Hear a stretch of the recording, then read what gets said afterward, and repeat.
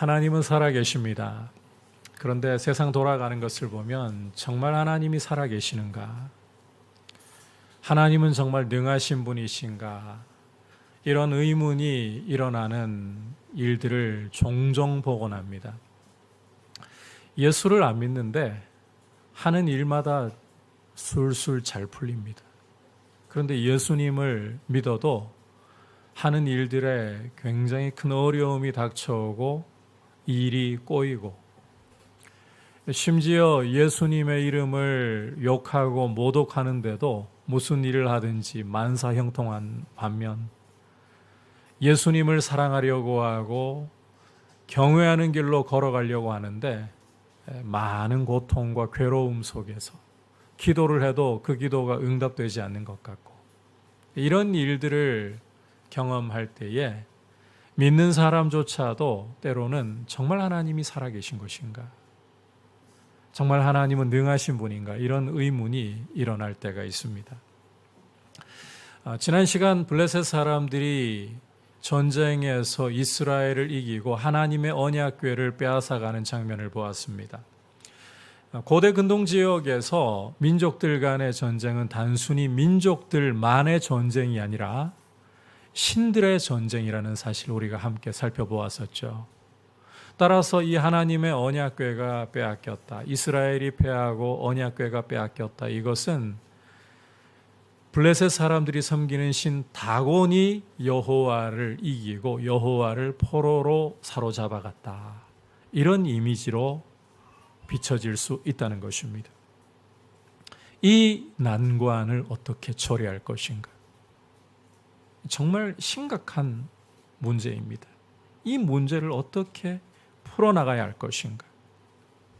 과연 자신들의 신 다곤이 여호와를 이겨서 포로로 잡아갔다고 생각할 이 블레셋 사람들에게 하나님은 어떻게 당신이 살아계시고 상천하지의 유일하신 참 하나님이심을 보여주실 것인가? 이게 오늘 말씀의 중요한 문제라는 것입니다. 자, 이제 말씀 함께 살펴보면서 어떻게 하나님이 자신을 나타내시는가 살펴보도록 하겠습니다. 자, 1절과 2절을 보시면 블레셋 사람들은 여호와의 언약궤를 빼앗아다가 아스돗이라는 곳에 있는 다곤 신전 안에, 다곤 신상 곁에 두었습니다. 이것은 우리 신 다곤이 이겼다, 이스라엘 하나님 여호와는 우리 신 다곤에게 패배해서 포로로 잡혀왔다, 이 사실을 선언하는 것입니다. 이스라엘 입장에서는 말로 표현할 수 없는 큰 수치이고, 이스라엘 사람들 마음에는 다음과 같은 의문이 일어날 수밖에 없는 조치라는 것입니다. 여호와는 정말 살아계시는가? 정말 상천하지의 유일하신 참 하나님이신가? 과거 애굽을 치시고 홍해를 가르시며 우리 조상들을 건지셨던 그 능하신 행사는 어디에 있단 말인가? 저 유명한 왕들, 아모리 왕 시온과 바산 왕 옥을 멸하시고 가나안 땅을 우리에게 기업으로 주시던 그 하나님의 능하신 행사는 어디에 있단 말인가? 정말 다곤이 이기고 여호와께서 포로로 잡혀가신 것인가? 심각한 의문이 일어나지 않을 수 없습니다. 자, 그런데 이렇게 여호와의 언약궤를 다곤의 신당에다가 둔 그 다음 날 이상한 일이, 정말 이상한 일이 벌어졌습니다. 함께 3절 한 목소리로 읽어보겠습니다. 시작. 아스돗 사람들이 이튿날 일찍이 일어나 본즉 다곤이 여호와의 궤 앞에서 엎드러져 그 얼굴이 땅에 닿았는지라. 그들이 다곤을 일으켜 다시 그 자리에 세웠더니, 자, 블레셋 사람들이 아침에 일찍이 일어나서 다곤 신전에 갔습니다. 경배하러 간 것이라고 추정이 되죠. 그런데 거기에서 어떤 모습을 발견하느냐? 다곤이 엎드러져서 그 얼굴이 땅에 닿아 있는 거예요. 여호와의 궤를 향해서 엎드러져서는 그 얼굴이 땅에 닿아 있는 거예요. 여러분, 성경을 읽어보시면 그 엎드러져 가지고 얼굴이 땅에 닿았다, 이것은 다른 사람에 대한 존중이나 경배의 행위를 보일 때 이런 행동을 하게 됩니다. 자, 그렇다면 다곤이 여호와의 언약궤 앞에서 엎드러져서 땅에 얼굴이 닿았다. 무슨 말입니까? 다곤이 여호와의 언약궤 앞에서 엎드려 경배했다는 말인 거예요. 다곤이 여호와께 굴복했다는 것입니다. 여러분, 블레셋 사람들 생각에 여호와는 패배해서 포로로 잡혀온 힘없는 신으로 전락한 것처럼 보였습니다. 자신들이 섬기는 신 다곤이 오히려 승리자이고 강한 능력을 가진 신으로 그들 눈에 보였습니다. 그런데 여호와의 언약궤를 다곤 신전에 둔 그 다음날 아침, 그들의 신 다곤이 여호와 앞에 엎드려서 경배하고 있는, 여호와께 굴복하고 있는 모습을 이들이 보게 된 것입니다. 아스도 사람들은 이 일을 경험하면서 이게 우연이겠지. 그래서 그들은 조심스럽게 정말 떨리는 심정으로 다곤 신상을 일으켜서 그 있던 자리에 세웁니다. 여러분, 여기에서 다곤의 실체가 드러나고 있죠. 이 다곤이라고 하는 이 신은 블레셋 사람들이 정말 정성껏 섬기고 있는 이 신은 눈이 있어도 보지 못하고 귀가 있어도 듣지 못하고 손과 발이 있어도 스스로 움직이지도 못하는, 사람들의 도움이 없으면 스스로 자기 자리에 설 수도 없는 허망한 것이다. 한낱 우상에 지나지 않는다. 이게 그 다곤의 실체라는 거예요. 반대로 포로로 잡혀왔다고 생각하는 이스라엘의 하나님 여호와는 다곤의 경배를 받으셔야 할 전능하신 하나님이시다. 하지만 블레셋 사람들은 이 사실을 전혀 깨닫지 못한 채 다곤을 원래 그 있던 자리에 정성스럽게 세우고 있습니다. 참 안심하고 어리석은 행동이 아닐 수가 없는 거예요. 자, 하지만 다곤의 수모는 이것으로 끝이 아니었습니다. 함께 4절 또 읽어보도록 하겠습니다. 시작. 그 이튿날 아침에 그들이 일찍 일어나 본즉 다곤이 여호와의 궤 앞에서 또다시 엎드러져 얼굴이 땅에 닿았고 그 머리와 두 손목은 끊어져 문지방에 있고 다곤의 몸뚱이만 남았더라. 자, 이제 그 다음날 아침 사람들이 또 경배하려고 다곤 신전에 일찍이 일어나서 갔습니다. 어떤 상황인가요? 이제는 다곤이 여호와의 궤 앞에 엎드러져서 얼굴이 땅에 닿은 정도가 아니라 머리와 두 손목이 잘려져 있죠. 자, 여러분께서 레위기를 읽어보시면 번제물을 드리는 규례에서 짐승을 잡아 하나님께 번제를 드릴 때는 짐승의 각을 떠야 한다라고 말씀하는 것을 읽을 수가 있습니다. 부위별로 잘라야 한다는 거예요. 이 생각을 가지고 다곤에게로 돌아가 보십시오. 다곤 모습이 어떻습니까? 여호와의 궤 앞에 엎드러져 있을 뿐만 아니라 머리하고 두 손목이 잘려져 있어요. 그러니까 다곤이 여호와께 경배할 뿐만 아니라 이제는 아예 제물이 되었다는 거예요. 제물이 되었다. 그리고 이 고대 근동 지역에서 전쟁 풍습 중에 이런 풍습이 있습니다. 승자가 패자의 이 머리나 손목을 전리품으로 취하는 풍습이 있었어요. 굉장히 잔인한 풍습인데 내가 전쟁에서 이겼다. 이 패자의 이 목을 자르고 손목을 잘라서 전리품으로 가져간다는 거죠. 그러니까 지금 이 상황이 어떻게 다시 해석이 됩니까? 포로로 잡혀가고 패자라고 생각했던 여호와가 아니라 오히려 다곤이 여호와에게 전리품이 되었다. 이 상황이라는 거예요. 여러분, 여기에서 우리는 다곤의 실체를 봐야 되는 거예요. 세상이 섬기는 신들이라고 하는 것의 허망함을 보아야 되는 거예요. 자, 이 머리가 잘려나갔습니다. 머리로 뭐 합니까? 생각하죠. 손 잘려나갔다. 손으로 뭘 합니까? 능력을 행할 거 아니에요. 머리도 사고할 수 없고 손도 그 능력을 발휘할 수 없는 깡통에 지나지 않는 게 하나 여호와께 전리품 받게 되지 않고 채물 받게 되지 않는 게 바로 다곤의 실체라는 거예요. 이렇게 승자라고 생각했던 다곤은 여호와 앞에 엎드려 경배해야 할 뿐만 아니라 제물이 되어버리고 전리품이 되어버린 모습. 그러나 패자고 포로라고 생각했던 여호와는 오히려 다곤을 이렇게 굴복시키시고 다곤을 전리품으로 삼으신 능하고 강하신 하나님. 이게 지금 여러분 여호와의 괴가 다곤 신전에 놓였던 첫째 날과 둘째 날에 일어났던 일의 의미라는 것입니다. 자, 그런데 여러분께서 5절을 계속 보시면 이런 상황에도 불구하고 블레셋 사람들은 여호와께서 얼마나 강하고 능하고 두려운 분이신지, 그들의 신 다곤이 얼마나 헛된 존재에 불과한지, 우상에 불과한지 깨닫지를 못해요. 그래서 이들이 하는 일을 보면 다곤의 이 머리와 손목이 그 문지방에 닿았다고 그 다음부터는 절대로 문지방을 밟지를 않으려고 해요. 왜 이렇게 어리석은 걸까요?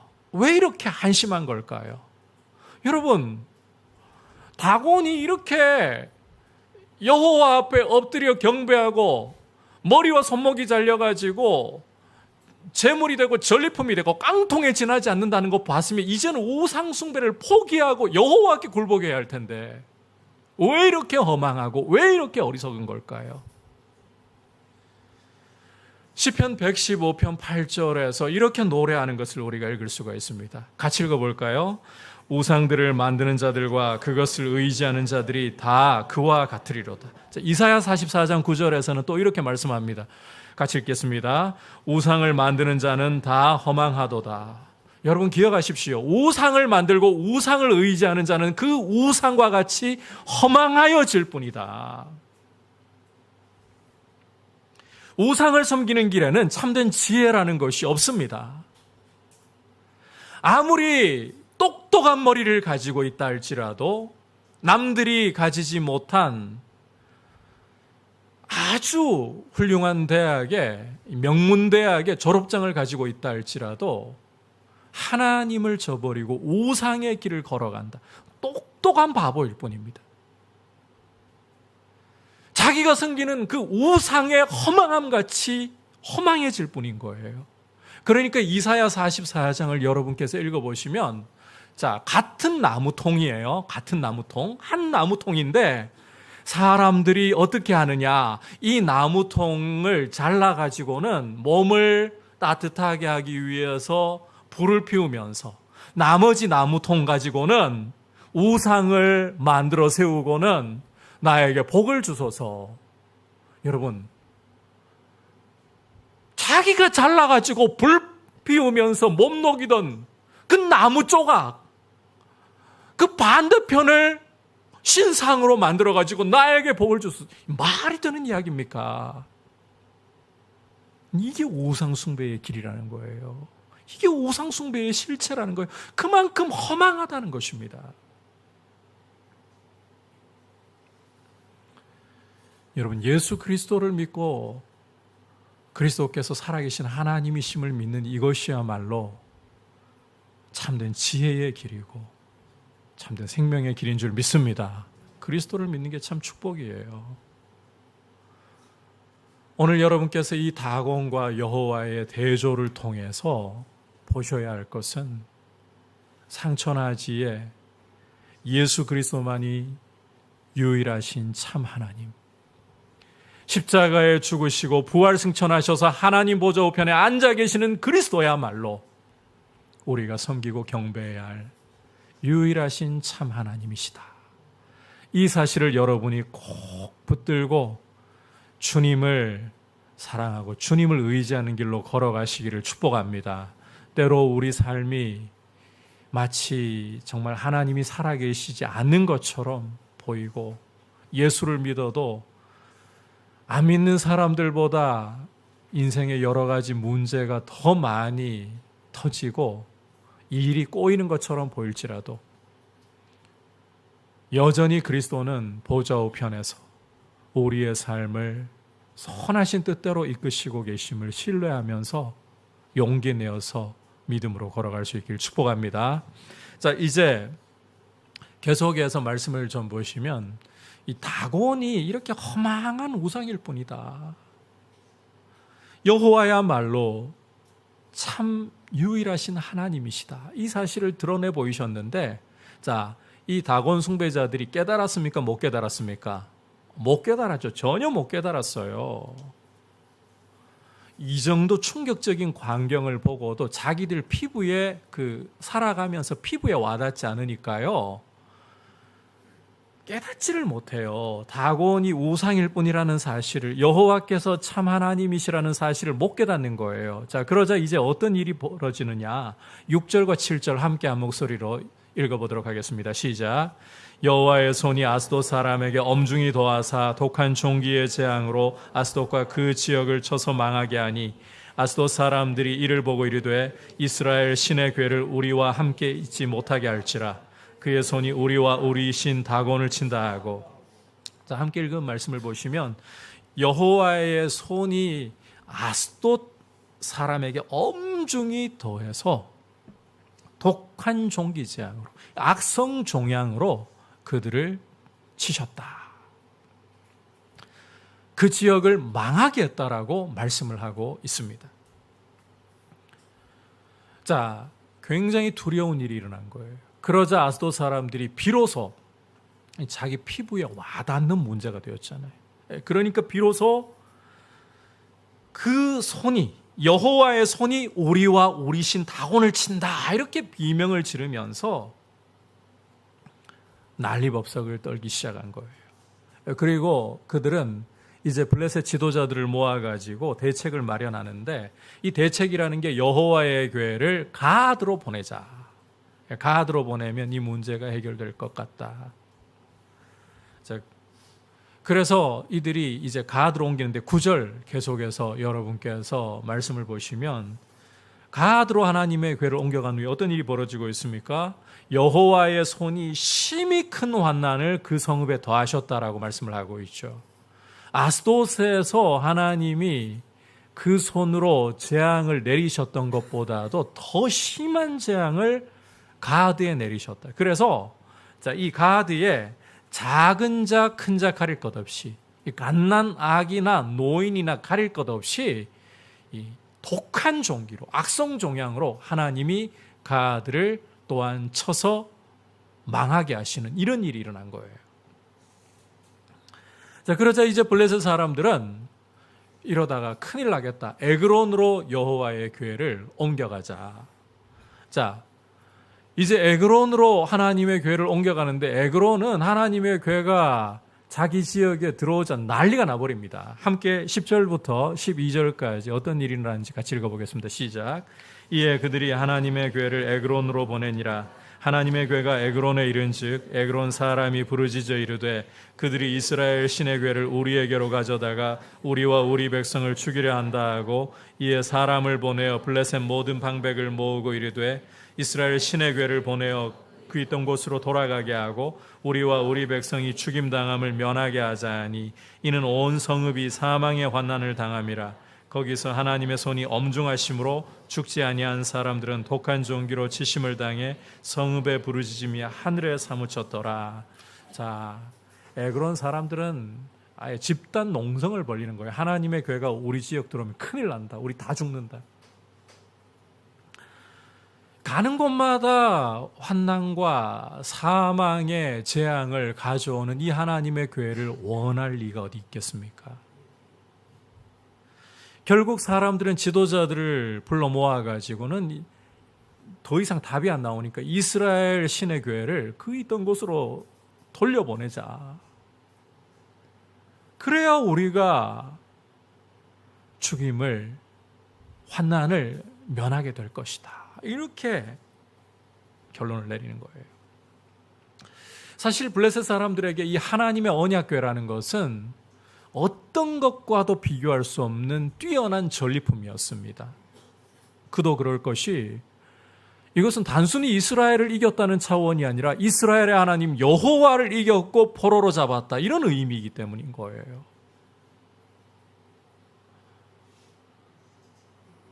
그래서 이들은 하나님의 언약궤를 할 수만 있으면 포기하지 않으려고 했던 것입니다. 지역만 옮기면, 아스돗에서 가드로 옮기기만 한다면, 가드에서 에그론으로 옮기기만 한다면 여호와의 손이 약해질 것이라고 그들은 생각했던 거예요. 소위 우리 문화로 이야기하자면 여호와 하나님을 지방령처럼, 지역에 국한된 신처럼 생각을 했던 겁니다. 이게 고대 근동에서는 이상한 사고가 아니었어요. 열왕기상 20장을 읽어보시면 이런 신들이 지역을 옮기면 힘이 약해질 거라고 생각하는 예를 읽을 수가 있는데, 아합 시대에 아람 군대가 이스라엘을 치러 왔습니다. 1차 전쟁에서 아람 군대가 여호와의 도우심으로 완전히 패배하고 이스라엘이 큰 승리를 거두었어요. 자, 그리고 난 후에 아람 왕과 신하들이 어떤 이야기를 나누는가 하면, 이스라엘의 신은 산의 신이기 때문에 이스라엘 백성이 우리를 이겼지만 평지에서 싸우기만 한다면 우리가 틀림없이 이긴다. 하나님이 산의 신이고 산을 벗어나면, 평지에 이르면 못 이긴다, 이런 식으로 어떤 지역에 갇혀 있는 분처럼 생각을 하고 있는 거예요. 이 블레셋 사람들도 마찬가지라는 겁니다. 하나님의 언약궤를 다른 지역으로 옮기기만 하면 하나님의 손이 힘이 약해질 것이다, 이런 생각에 사로잡혀 있다는 거죠. 하지만 그들의 사고가 얼마나 어리석은지, 하나님의 손은 이 지역을 옮긴다고 결코 약해지지 않습니다. 가는 곳마다 오히려 더 세게 하나님의 손이 역사하고 있죠. 그래서 아스돗에서보다 가드에서 더 극심한 환난이, 사람을 아예 가리지 않고 악성 종양이 발생해서 사람이 죽어나가고 그 지역이 망하는 이런 일이 벌어졌다는 거예요. 여러분, 이것을 통해서 오늘 성경 기자는 우리에게 분명하게 보여주고 있는 것입니다. 승자라고 생각했던 다곤은 허망한 우상에 지나지 않으며, 패자이고 포로로 잡혀왔다고 생각했던 여호와는 그 손이 강한 권능으로 블레셋을 심판하시며 이기는 참 승리자이고 참 하나님이시고 만군의 여호와이시다, 이 사실을 분명하게 보여주고 있는 거예요. 여러분께서 오늘 말씀 속에서 성경 기자가 사용한 대조를 좀 주목해 보셔야 되는데, 성경 기자는 의도적으로 손을 대조시키고 있습니다. 자, 블레셋의 신 다곤의 모습을 여러분이 유심히 보시면 손이 어떻게 되어 있습니까? 잘려 나가서 나뒹굴고 있습니다. 그런데 여호와의 손은, 포로로 잡혔다고 생각했던, 패자라고 생각했던 여호와의 손은 어떻습니까? 가는 곳마다 엄중한 심판으로 블레셋을 치고 있습니다. 어느 손이 강한 손입니까? 두말할 것 없이 여호와의 손인 거예요. 처참하게 잘려서 나뒹굴고 있는 다곤의 손, 반면 포로라고 생각했던 여호와의 손은 가는 곳마다 엄중한 환난과 재앙으로 심판하는 손. 누가 참 하나님입니까? 누가 경배를 받으시고 찬송을 받으셔야 할 참 하나님이십니까? 여러분, 우리가 살고 있는 세상은 살아계신 그리스도께서 참 하나님이신가 의문이 일어나는 외관을 보여주고 있습니다. 돈이 있고 힘이 있는 사람들이 승리자가 되고, 돈이 없으면, 힘이 없으면 믿음으로 살아가는 것은 오히려 눈으로 볼 때 참 찌질해 보이고 패자인 것처럼 보이는 세상 아닙니까? 어떻게 해서든 남들보다 더 많은 돈을 벌어서라도 남들에게 있어 보여야 성공했다라고, 승리자라고. 반대로 돈도 제대로 벌지 못하고 믿음으로 살겠다고 열심히는 사는데 늘 살아가는 모양새가 남보다 못 가지고 남보다 힘도 없고 무시받고 있지 않습니까? 이런 세상 속에서 삶이라도 평탄하면 다행입니다. 없는데 고난은 더해져요. 믿음으로 살려고 하는데 없으면 이 믿음 때문에 삶이라도 평탄하면 다행인데, 질병이라도 없으면 다행인데, 인생의 괴로움이라도 없으면 다행인데 큰 병이 몸에 찾아와요.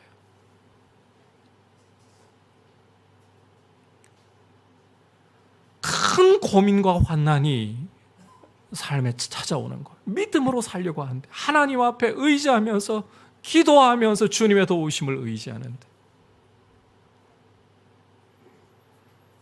과연 하나님이 살아계신 것인가?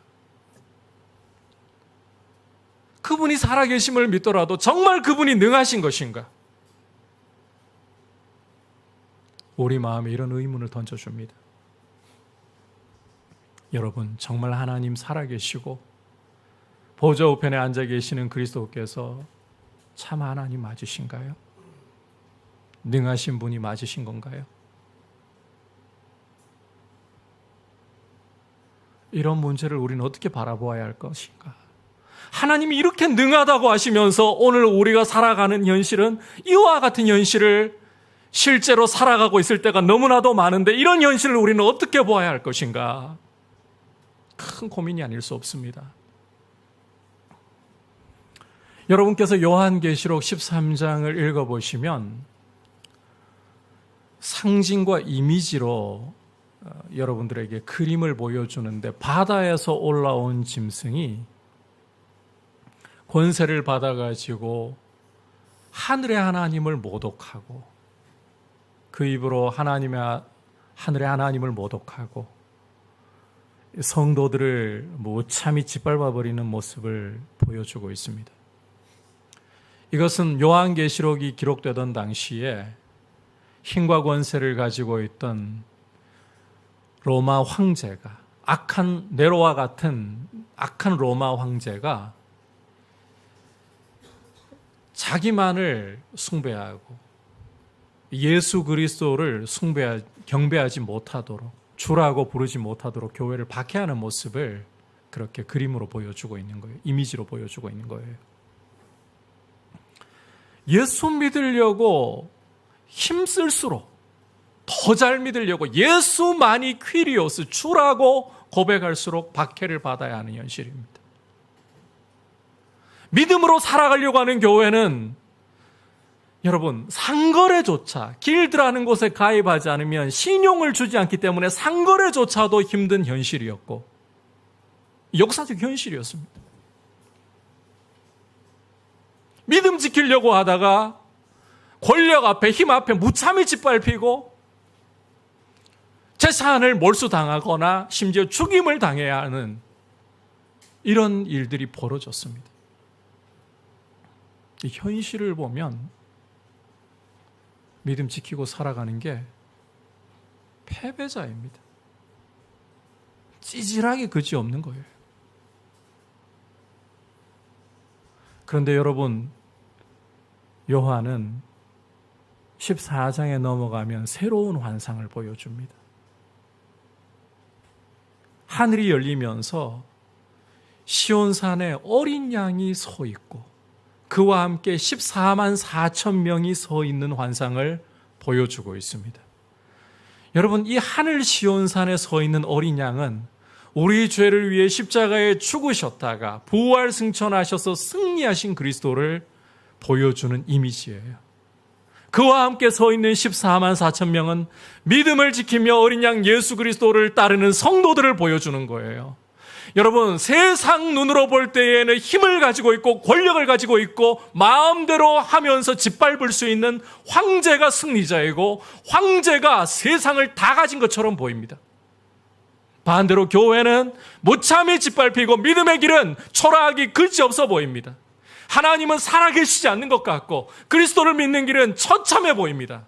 그러나 영적인 실체를 보면 눈앞에 보이는 이 현실을 걷어내고 그 뒤에 있는 진정한 실체를 바라보면 믿음의 길을 걸어가면서 어린 양 예수 그리스도와 함께 십자가의 길을 걷는 교회가 바로 어린 양과 함께 승리한 진정한 승자들이다. 여러분, 믿음의 길이 승리의 길인 줄 믿습니다.